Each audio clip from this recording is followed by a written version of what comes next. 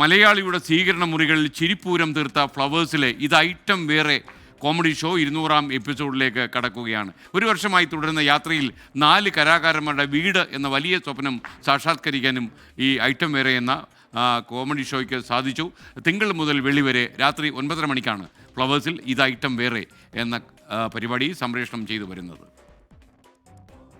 ആരെങ്കിലും മിസ് ചെയ്യുന്നുണ്ടോ ഈ കൂട്ടത്തിൽ? മിസ് ചെയ്യുന്നുണ്ടോന്ന് വെച്ച് കഴിഞ്ഞാൽ ഈ 90-ാമത്തെ വയസ്സിൽ നമ്മളിവിടെ പിറന്നാൾ ആഘോഷിക്കുന്ന സമയത്ത് എന്റെ ദാക്ഷായണി എന്റെ കൂടെ ഇല്ലല്ലോ എന്നുള്ളൊരു സങ്കടം മാത്രമേ എനിക്കുള്ളൂ. അതിന് അമ്മമ്മേരെ പേര് രാധയെന്നല്ലേ?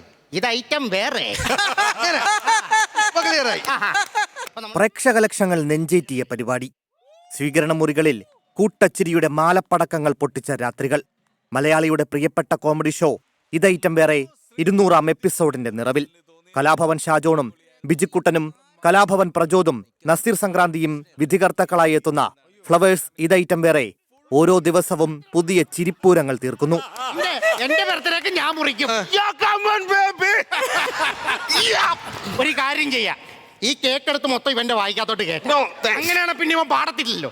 ഇത് ഐറ്റം വേറെയിലൂടെ 4 കലാകാരന്മാർക്കാണ് വീടൊരുങ്ങിയത്. സുമനസ്സുകളായ പ്രേക്ഷകർ കൈകോർത്തപ്പോൾ സൈന്ധവ്, കൊച്ചുപ്രദീപ്, രാജേഷ് കൊട്ടാരത്തിൽ, ഹരി എന്നിവർക്ക് വീടെന്ന സ്വപ്നം സഫലമായി. നിരവധി കുഞ്ഞുങ്ങളുടെ വിദ്യാഭ്യാസ ചിലവുകൾ നിറവേറ്റി.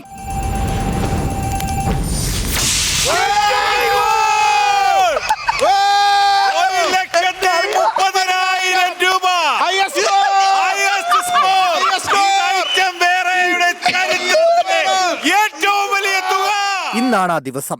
ഫ്ലവേഴ്സ് ഇത് ഐറ്റം വേറെയിലെ ഏറ്റവും ഉയർന്ന പ്രൈസ് മണി ദീപുവും ശ്രീജുവും മനു കുമ്പാരിയും കരസ്ഥമാക്കുന്നു. തികച്ചും സാധാരണക്കാരായ ഹാസ്യ കലാകാരന്മാർക്ക് മാറ്റുരയ്ക്കാനുള്ള വേദിയിൽ ഇതുവരെ നിരവധി കലാകാരന്മാർ സ്കിറ്റുകൾ അവതരിപ്പിച്ചു. ജീവിതം തുളുമ്പുന്ന നാടൻ ശൈലിയിലുള്ള സ്കിറ്റുകൾ കോമഡിയുടെ പുത്തൻ വ്യാകരണം ചമച്ചു. പൊടിയൻ കൊച്ചാട്ടനും വനജ ടീച്ചറുമൊക്കെ അങ്ങനെയാണ് ജനഹൃദയങ്ങൾ കീഴടക്കിയത്. തിങ്കൾ മുതൽ വെള്ളി വരെ രാത്രി 9:30-ക്കാണ് പരിപാടി സംപ്രേഷണം ചെയ്യുന്നത്.